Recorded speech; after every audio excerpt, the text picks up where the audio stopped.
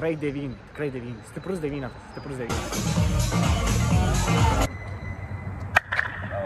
Kadangi prieš 2 mėnesius laiko mano draugas buvo atvažiavęs manęs aplankyti į Portugaliją, tai prižadėjau, kad atvažiuosiu aplankyti ir jį. Jis dabar yra Madride, tai šiuo metu esu oro uoste, laukiu savo skrydžio ir 3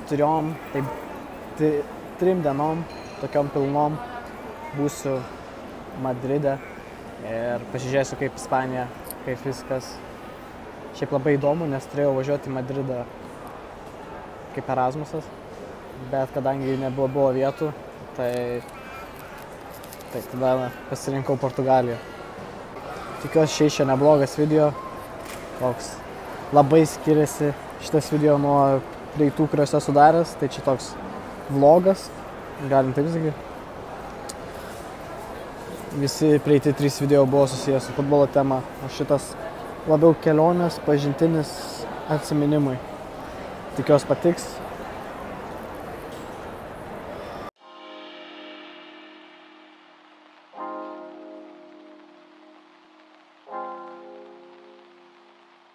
Atskridęs į Madridą.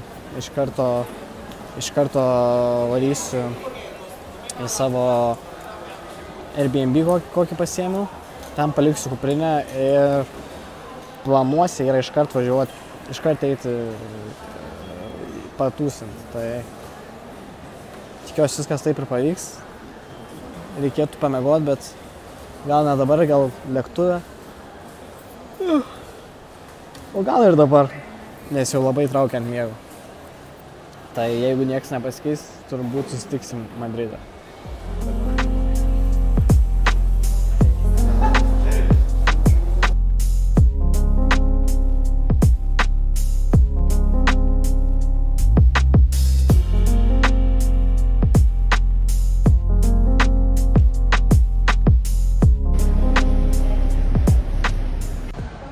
Nu ką, Madridas pasiektas.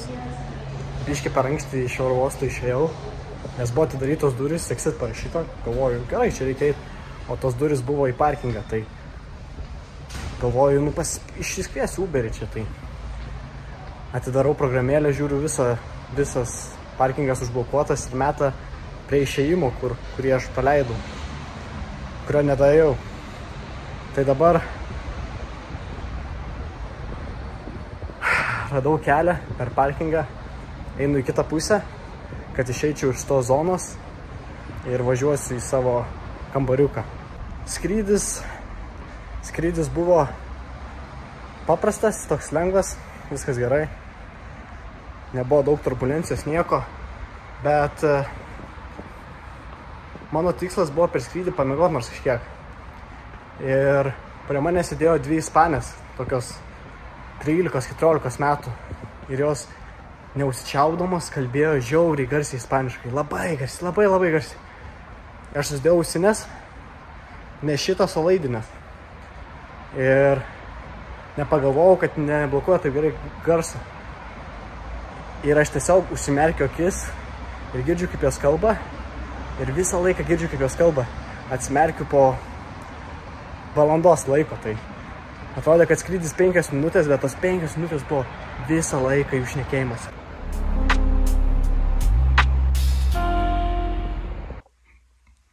Nu ką, toks kambariukas. Visai gal ir nieko. Lovytės dar nebandžiau. Bet viskas gerai susikalbėjom. Angliškai tai viskas liuks. Nu ką, drabužiai pasikeisti. Dabar einu iškart susitikti su savo gerų draugų Daimonu.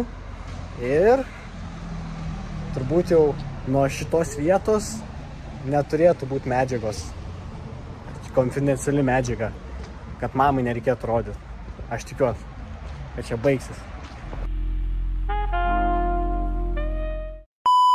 Tai ką, vakarėlis baigęs 6 ryto, 7 ryto. Tai medžiagos nėra, bet vakarėlis užskaitytas. Tūsas buvo tikrai užskaitytas, viskas labai gerai. Davai. Įvertink Madrido nightlife.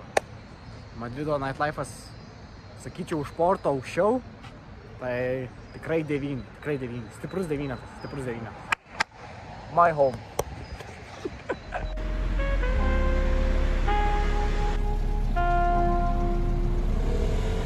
Aštuonios beveik ryto Madride. Wow. Tiesiog wow. 10 valandų praeisiu Madride. Ir nežinau, su Daimonu sutarėm atsikelti 1 valandą. 8 grįžti namo. Nežinau kaip išeis. Nu ką reiškia nauja diena.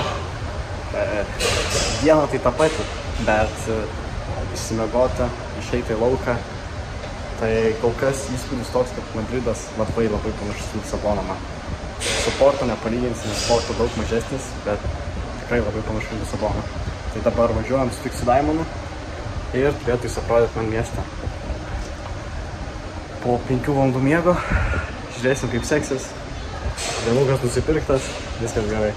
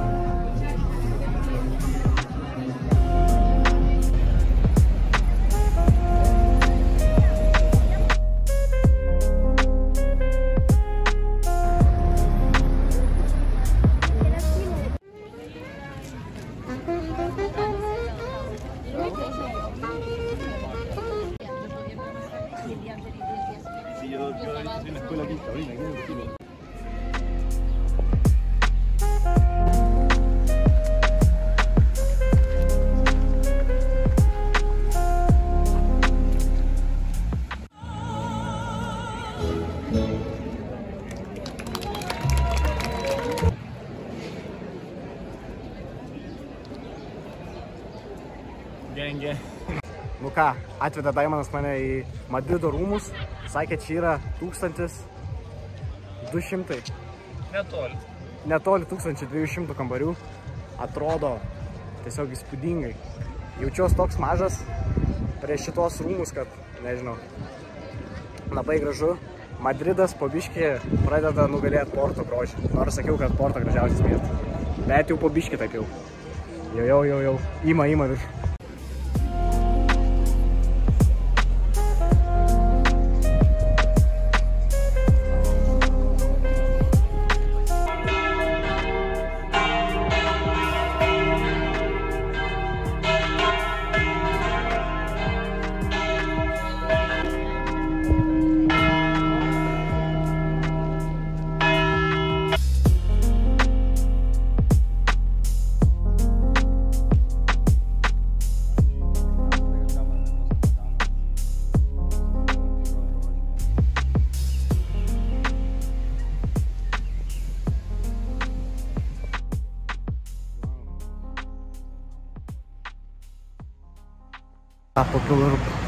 Po pirmos dienos ekskursijų pagaliau grįžau jau prie pat namų, prie pat Airbnb. Dabar grįžtu, pamiegu, nes tik 3 valandas miegojau ir tada vėl tyrinėti naktinį Madrido gyvenimą. Šiaip Madridas labai nustebino, viršijo visus lūkesčius, koks turėjau, nes tikėjau, kad taip gerai atrodys. Tikrai miestas, wow. Nu ką, ir vėl realiai iš tos pačios vietos kaip ir vakar filmuoju. Šiandien ir vėl bandysim Madrido naktinį gyvenimą. Šiandien kitaip apsirengęs, nes tie drabužiai visiškai supakitavę. Tai tikiuosi leis, nes šitas klubas 7 aukštų ir jį patekti kainuoja 30 eurų beveik. Tai žiūrėsim kaip bus. Jeigu viskas gerai, liuks. Jeigu ne, būsiu nuvažiavęs visą Madridą nuo vienos pusės į kitą dėl metro pasižvalgymo. Tikiuosi viskas gerai. Laikau pirštus.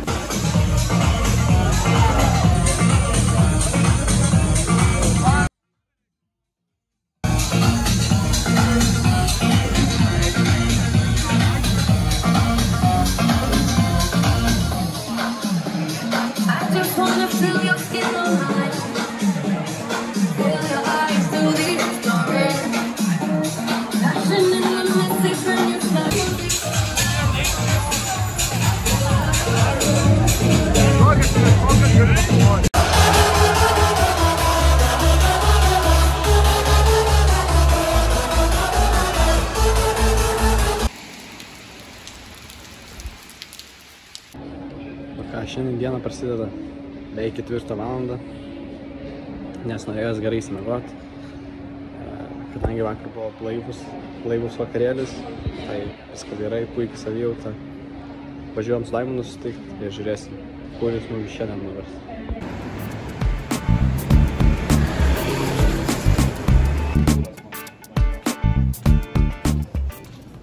Nu ką, šiandien, kadangi jau centrinę miesto dalį pasiėmėm, šiandien paprašiau Daimono, kad man parodytų stadionus, nes labai įdomu, vis tiek tokie 2 centrinės vietos Madrido, kur sporto istorija kūrės.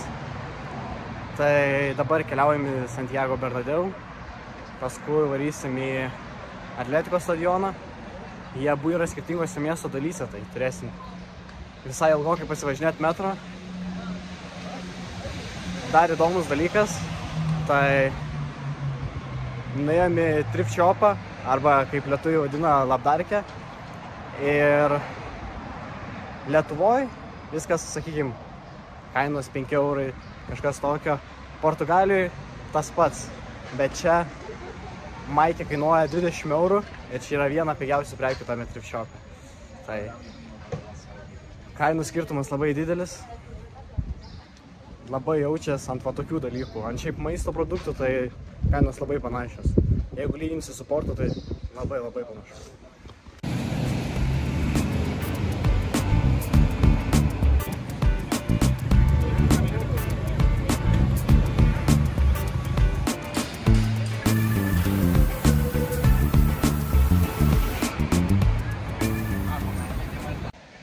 Nu ką, buvom nuėję ką tik prie Realo Madrido stadiono, tai kol Daimonas nepasakė, kad ten stadionas, net nesupratau, nes visas pastatas atrodo kaip koks fabrikas ar Akropolis 10 kartų didesnis. Tai nežinau, labai nuvylė iš tikrųjų, nes tokia istorinė vieta, o vis tiek stadionai ir yra to populiarūs, kad jie atrodo kaip stadionai net iš išorės. Tai kažkaip nusivylęs išorę, aplinkui buvo labai daug statybų, dar stadioną tvarko aplinkui. Tai turas kainavo 3-5 eurai. Nežinau, kažkaip nebuvom pasiryžę mokėti 3-5 eurų už stadioną, kuris mumis nuvylė. Kadangi Daimonas jau yra buvęs, tai dabar varom į Atletiko stadioną. Tikiuosi, nors atrodys kaip stadionas visas pastatas, o ne kaip kažkoks komercinė vieta.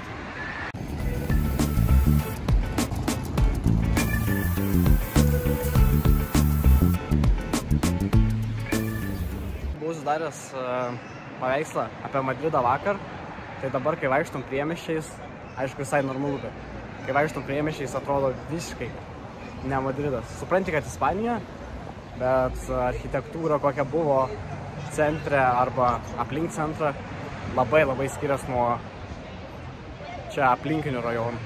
Tai labai įdomu, kaip atrodys stadionas, nes vis tiek tokia labai didelė traukos vieta, turėtų būti viskas sutvarkyta. Pažiūrėsim. Labai įdomu, labai dideli skirtumai tuo pačiu, net tokiam dideliam mieste.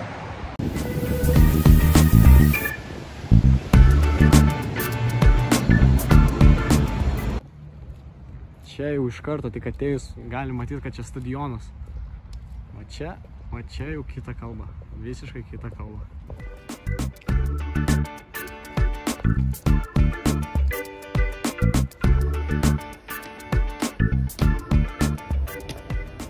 Po ilgos kelionės atvykome į Atletiko stadioną. Turo kainos realiai pigiau 5 eurais, bet tikrai nesam pasiruošę tiesiog už turą tiek mokėti, jau geriau varžybas nueit, bet stadionas atrodo kaip stadionas. Tikrai ir atributikos klubo daug ir aplinka yra klubo spalvom, klubo užrašai, yra aikštė, kurioje yra visas klubo legendos. Tie labiausiai įsiminę žaidėjai, sudėtos jau kaip ir žvaigždės, kaip būna Holivude, tai čia panašiai sudėta. Ant sienų yra žaidėjų irgi legendų atvaizdai, reklamos. Tai stadionas atrodo kaip stadionas. Tikrai labai didelis, gal savo dydžiu kažkiek primena Benficos stadioną man, bet tikrai esu maloniai nustebintas.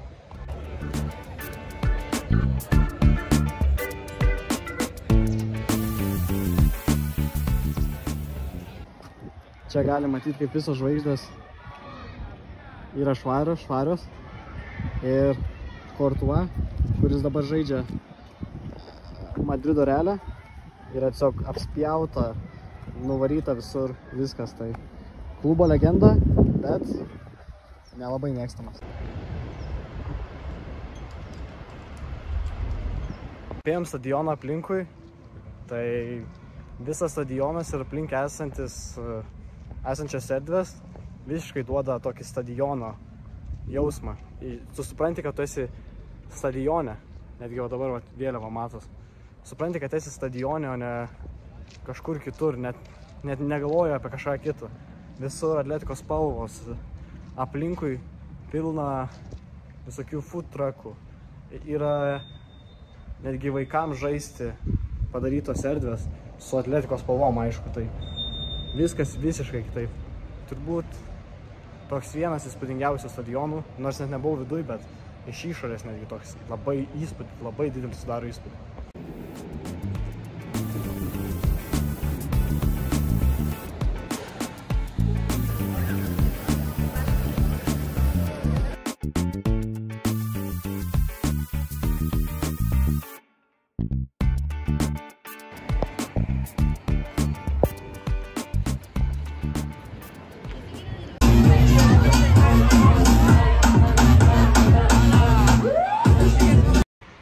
Nu ką, buvo planuota grįžti namo maks vėliausiai 1 valandą. Dabar yra po 2:30, beveik 3. Ir dabar mes einam valandą. 1 valandą namo iki manęs, kad galėčiau susirinkti daiktus ir važiuoti oro uostą. Tai 3 dienos iš eilės, 3 tūsai, 3 vakarėliai, taip reikia sakyti, vakarėliai. Tai ką, laukia dabar ilgas kelias. Madridas keistai tuščias, bet aišku pirmadienis. Ir ką, laukia skrydis, be jokio miego. Ačiū, Daimonai.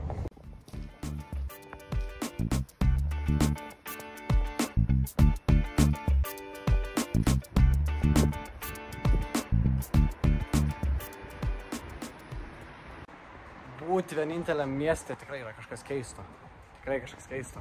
Bet jau pusę kelio nuėjom, pusę liko. Kaip sakant, moki, už linksmybės reikia susimokėti. Šį kartą ne pinigais, šį kartą kojom.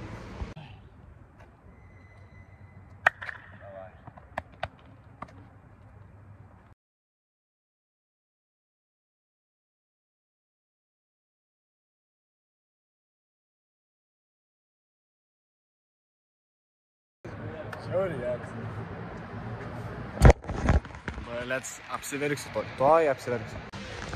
Nu ką, mano Madrido kelionė pasibaigė. Jau iš Airbnb atvažiavau į oro uostą. Laukiu prie vartų. Pirmą tai susitikau su draugu. O antrą tai visi nuotykiai Madride ir miestas apskritai. Tai labai gerai, užskaitau. Ispanija nustebino, Madridas nustebino. Ačiū. Mano teisėjas, spekas labiausiai negalėjo.